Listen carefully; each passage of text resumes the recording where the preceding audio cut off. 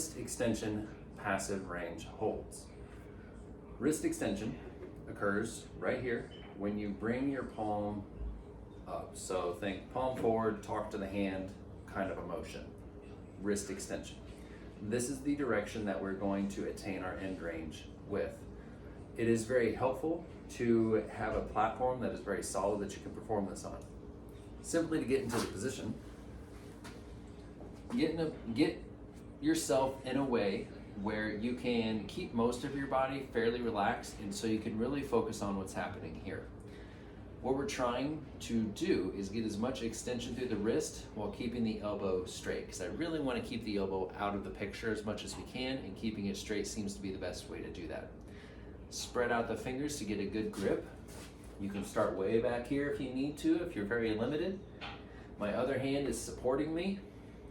I lock out my elbow, and then I simply walk myself forward until I find my end range.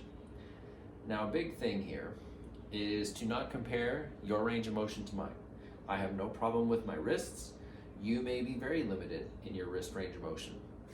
What I want you to focus on, if that's the case, I want you to get as far forward as you feel you can. I really just want you to feel sensations of stiffness and stretching.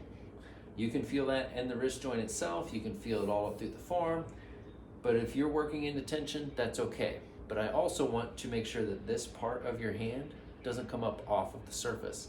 So as you move forward, if your hand starts to peel up, well, you've gone too far.